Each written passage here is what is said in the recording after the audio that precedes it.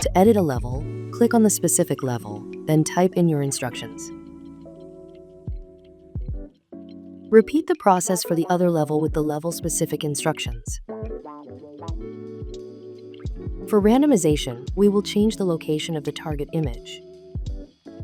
By design, the target image was already placed on the left, so that only leaves shifting the target image under the right level.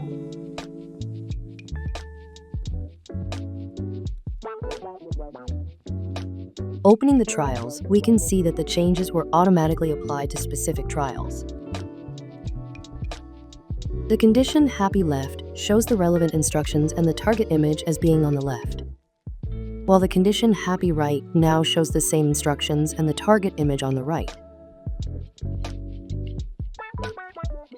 The condition sad left shows the relevant instructions and the target image as being on the left, and so on.